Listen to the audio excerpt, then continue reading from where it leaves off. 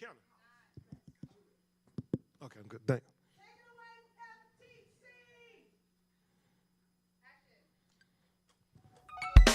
All right, now, everybody, we need you to bring the energy today. Get up on your feet, because it's time to start the Cassandra Show!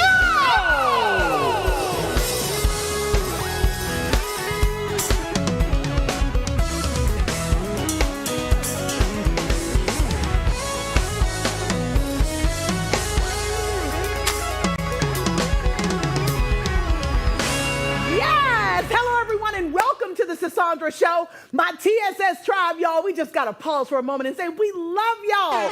Listen, we have an amazing show for you today, so go ahead and get all comfy, grab that bubbly beverage, and let's get this show started.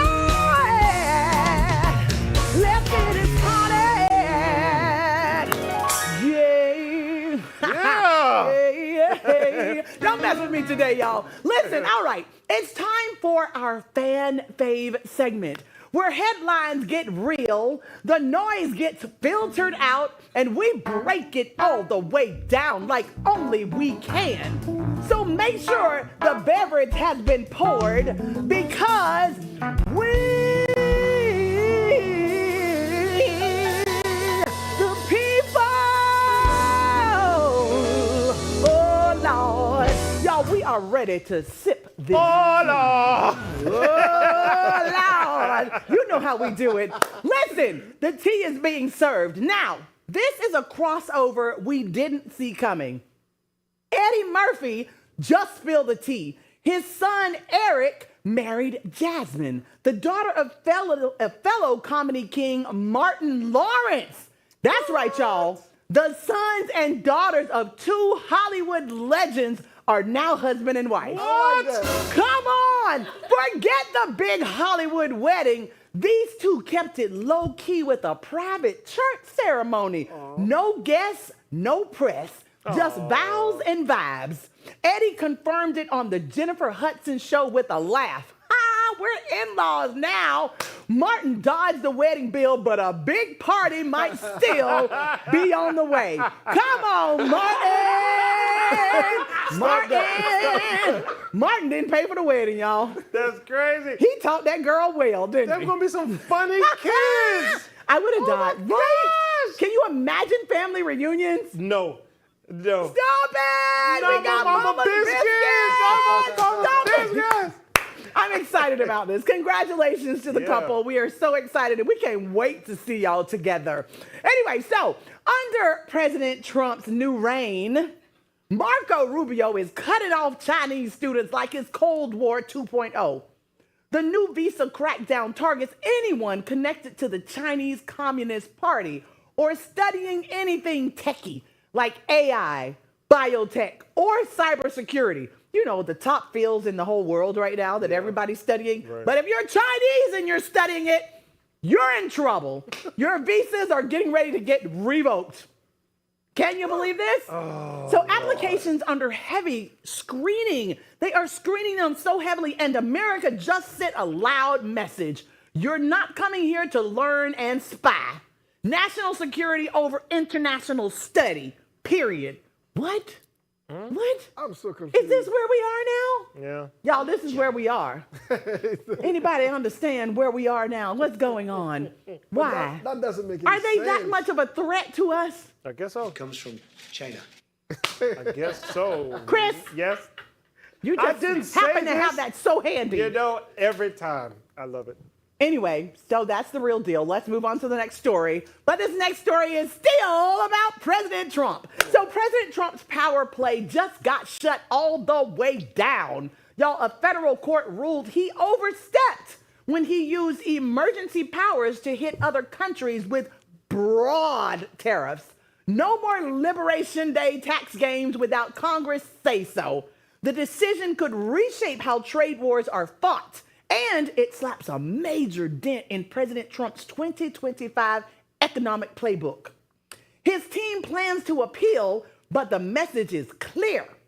No more freelancing with America's trade policies. Right. China. Ooh, What y'all got to say about that? So this whole time he was just doing his own thing without Congress. Well, that's what you can do. Yes. Of course. His own thing. This whole time? Yes. Renegade. Because the executive orders that he's signing, you can just sign those. I mean, a president can sign executive orders. Yeah. But did Congress say that you're going to put it into action is a whole nother thing. Yeah, man. So it was a whole back and forth. Y'all know we've been going back and forth with 145% taxes. And then we went all the way down to almost nothing. And now the courts are saying, child, please. Oh, my God. Hit him with You a nice can't smooth do that. child, please, too. Listen, we respect the office of the president, but the president has to understand that there are powers and there are levels to this thing so that we don't have a government where one person is telling everybody in the whole world what to do and has the nuclear codes. No! It's a democracy. It's not a democracy. Thank you, Jesus, for a democracy. There. Yeah. You know what I'm saying? Let's move on to this next story. Y'all, Hailey Bieber is officially that girl. She just sold her skincare brand Rhode to e.l.f. Beauty in a $1 billion deal. Yes, billion with a capital B. The clean girl aesthetic made her $200 million last year alone. And now she's walking away with $800 million up front and a shot at $200 million more. But don't get it twisted, y'all. Hailey's not stepping down. She's staying on as a chief creative officer and a big voice at e.l.f.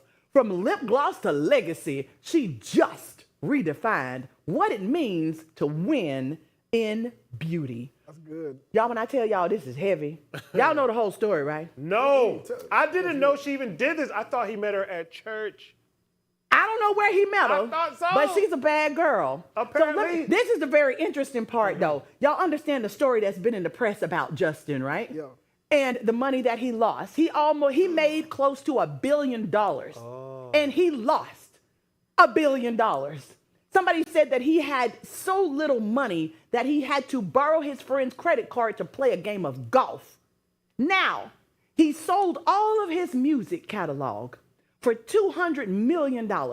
And so he got that money, but look at what's going on. The same girl, the wife that he said she would never make the cover of a major magazine, I believe it was Vogue, he said she would never make it. Not only did she make Vogue, y'all, she just signed $1 billion deal. Yeah. And it's almost like the $1 billion he lost, his wife has gotten it back. Come on. He be being mean to her, too.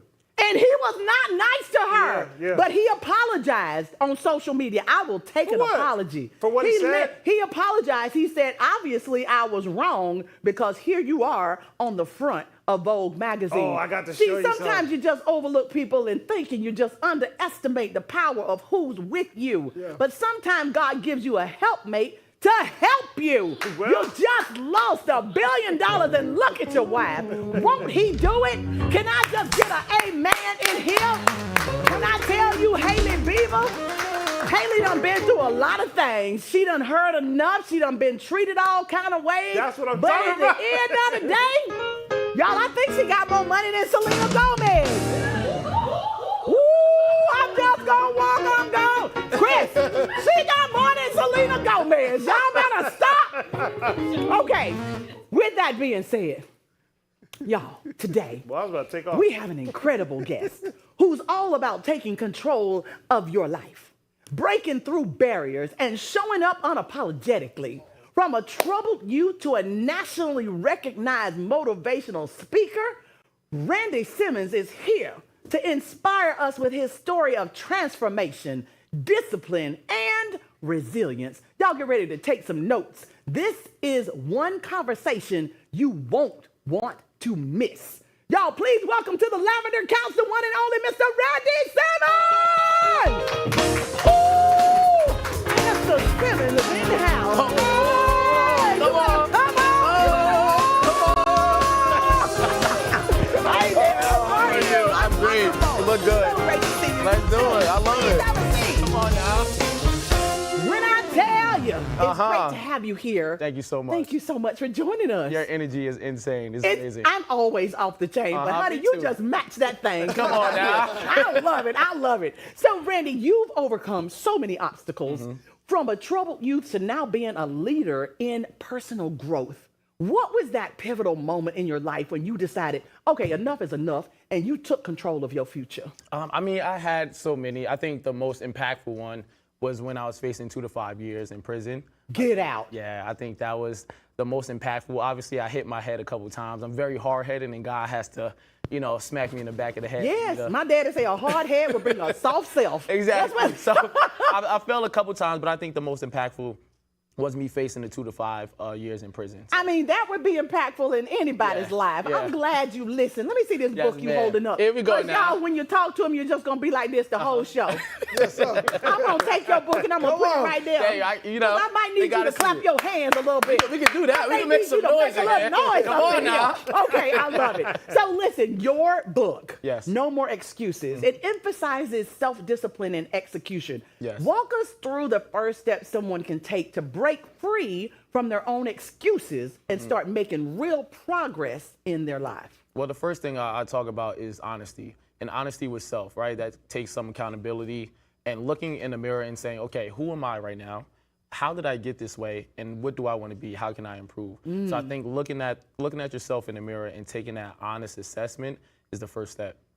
It is, and it's the hardest step It's the too, isn't it? hardest step. Because nobody Absolutely. wants to be honest. Right. It's very few people who really want to look at themselves and like be straight up honest about Exactly. the good, the bad, and the ugly. Exactly. Right? And now with social media, right, everything is a highlight reel. So we get to fake it. without Yes. Being honest. Oh Lord, you better So. say it again. People out there faking it. We get to And fake then you it. go home, and then it's a little. Then you have to live. You have to deal and live with yourself and with your problems. It's so true. Now, Right. Randy, we finna do something that nobody else does. Okay, I like we that. finna go on a break, but it Okay. ain't like no break that anybody else knows about. Y'all, we going on a praise break for the Uh-oh. culture. Get us out of here. We'll be right back. Don't y'all go nowhere. Oh!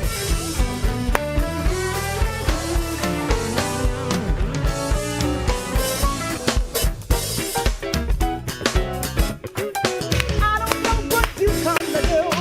You better clap those hands. I don't know what you come to do. Yeah, hey! Hey! I don't know about you, but I come to clap my hands. I come to clap my hands. I come to clap my hands. I come to clap my hands. Everybody clap your hands. Everybody clap your hands. I can't clap my hands with this water in my hand. Come on. Woo! I don't know what you come to do. You better come on. Ladies, come here for a second. I need y'all. Hey, hurry up and come up over here. Hey, come on, put your hands together. Come on over here. Hey, I came to stomp my feet. I come to stomp my feet. I come to stomp my feet. I come to stomp my feet. Do you wanna stomp your feet? 'Cause I came to pat my feet. Everybody pat your feet. Come on, y'all. Woo. I don't know what you come to do. I don't know what you come to do. Ooh, I don't know what you come to do. Y'all better come on now. Put those hands together. Hey, I come to lift my hands. I come to lift my hands. Lord. I come to lift my hands. I love y'all. Thank you so much. Thank you so much. Ooh, I know what y'all came to do. Y'all came. Come on.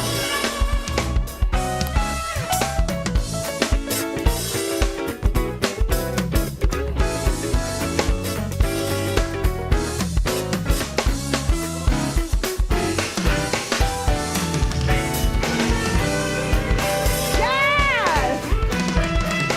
Woo! Y'all put your hands together. Thank y'all so much and welcome back to the Sandra Show. I am sitting here with author and leadership coach Randy Simmons, and we're going to go into this next segment of our show. Okay. It's called No Filter. Uh-oh. So y'all, it's time for No Filter.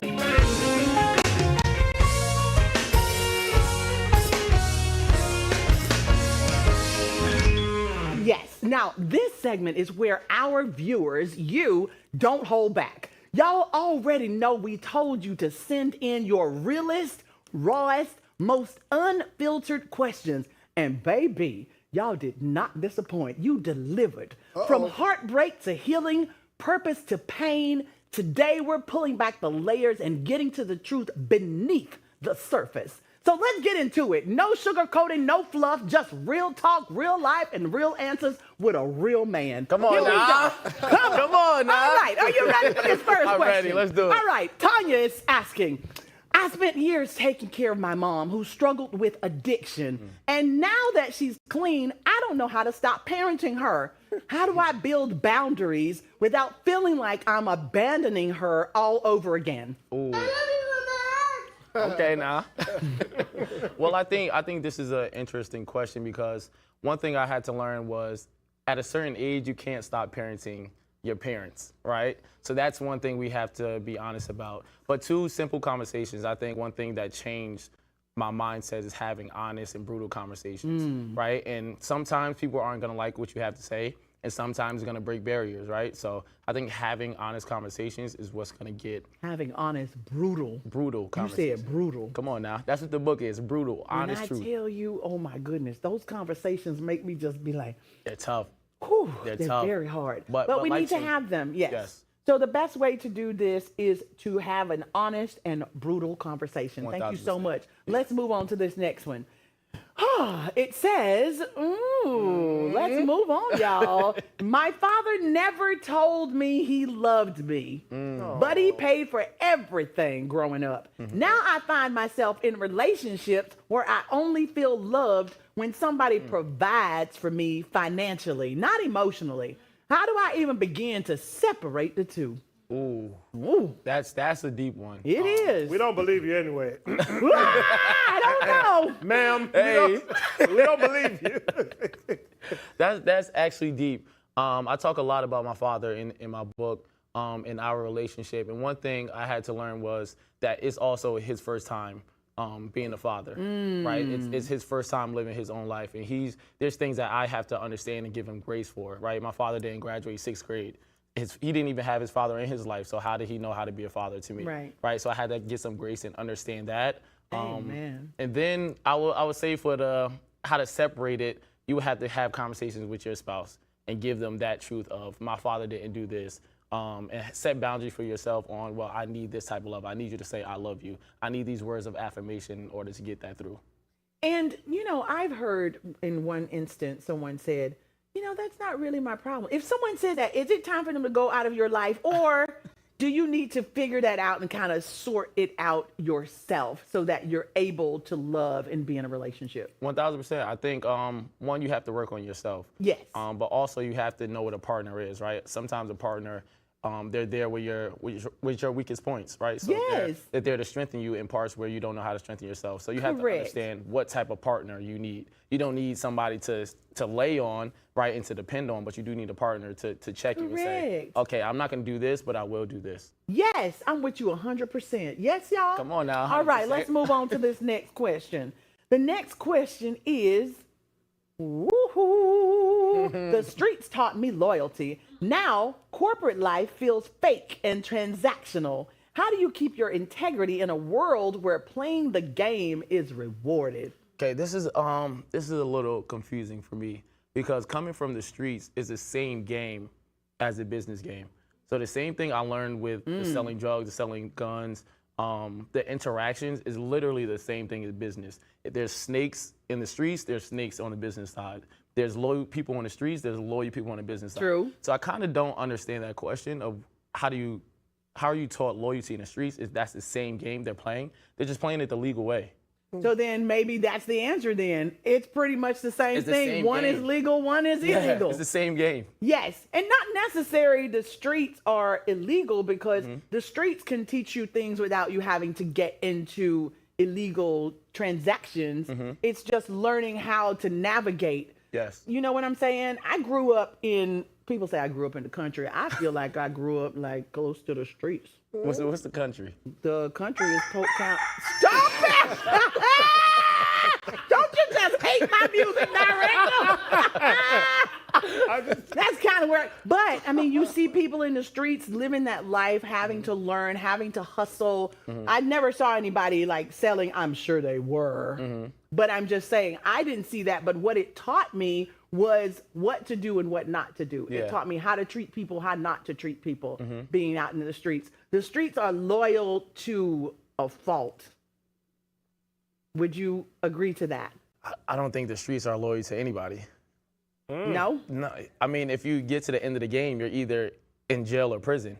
You gotta get out the game in order to really live. So what do you define streets as?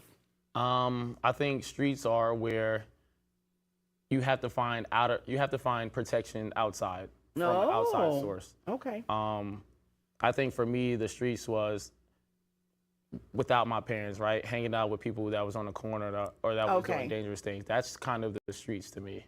Okay. Being in the hood. So I feel you on that. We were in different kind of streets. All right, so let's move on to this next question. The next one is, I grew up in the streets and now I run my own business. But when I'm in a room full of professionals, I feel like a fraud. How do I stop shrinking around people with degrees when I built everything I have from the ground up? Oh, that is called, what is that textbook name? Yep, imposter syndrome. They got the imposter syndrome. I think I kind of went through that when I first started my business, actually. It's more of an integrity thing.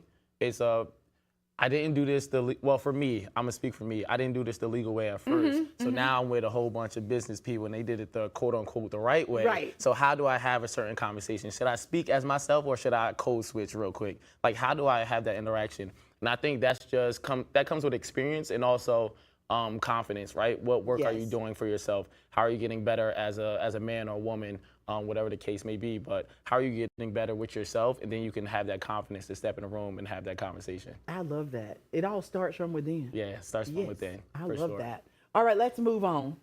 These are good questions, bro. These are really good questions. So my brother died by suicide last year. And since then, I've been angry at everyone who told him to stay strong instead of asking how he really felt. How do you forgive a world that teaches men to die in silence? Ooh, that is a tough question. I'm gonna reread that one. Go ahead. As they say in church, read. Read. That's tough. There's a lot of ways you can go about that. For me, from being, thanks to God, I wasn't the brother, but I was in a situation of attempted suicide. So I know how that feels. And sometimes you don't have the confidence to tell people, right? Even if they say stay strong, or even if they check on how you feel and they have the right words, you still tell them you're good even when you're not. So it's not to blame the other people, but it's just to give them grace and understand what your brother was going through and saying, okay, that's the decision he had to make. Okay, how can I heal now? It's my turn to heal. Yes. Not being mad at the world, but realizing once you do a little research and talk to people, most people who are going to unalive themselves, they're not going to tell you. Yes. Those 1,000%. who tell you, it's a cry for help and they want you to stop them. Yes. But those who just do it, they don't. And it's usually the people that have the smiles on their face for the longest. The people that make the jokes, the comedians, is those type of people that help out everybody else and make them laugh and bring joy to the room where they're suffering inside. And they're the saddest inside, yes. I do want to ask our producer, if you can, to please put the telephone number on there for the suicide hotline. Yes. I don't want to talk about suicide and not give someone a resource to reach out to just in case they may be feeling this way. We want to make sure they get the help that they need. Thank you so much to our producer, and to anyone out there who may be feeling this way. Just let us let you know that you are loved and there is life for you. Yes. That's going to be joyous. You just got to get over the hump. I got over the hump and I'm still here. So I'm a living witness that that is not the only answer, is to take your life. Absolutely. All right, let's go on to this next question. So I was raised to believe men don't cry. But now, as a father, I see my son struggling with emotions, and I don't know how to teach him what I never learned. How do I break a generational curse that I'm still trapped in? These are really good questions. When I tell you. I was also raised with the men don't cry theory. And I think recently, maybe the past 2 years, I probably cried the most that I've ever cried in the past 20 years. Did you need permission to cry? I didn't have a choice. You didn't have a choice. Okay. Either it was that or there was another option. Okay. You know was what that I'm the saying? 2 to 5? That was. Child, cry, ball, cry. Listen, one of my sons, my eldest son, was talking to me, and he'd never cried before, and I was just like, son, if you're hurting, it's okay. Let it out. It doesn't make you less of a man because you're crying. You're hurting. Yeah. And he let go. And y'all, I'm telling y'all, he's a stronger, better man today than he was before. Yes. Knowing that his emotions would not make him look like he was weak. Because he's a strong, beautiful black man. Yes. And he's a father. It's a lot of responsibilities. And life is real. So stop telling our children, our black men, that you should not cry. It's okay. There's strength in tears. You get over it, you get up, you move on. 1000%. Thank you so much for joining me today. Thank you. It's been a pleasure. Please check out Randy Simmons for the culture. Get us out of here. Thank you. All right, y'all. Come on. Get up. Let's just scan that QR code at the bottom of your screen. Because we've got so much more exclusive content for you right here only on the Sandra Show.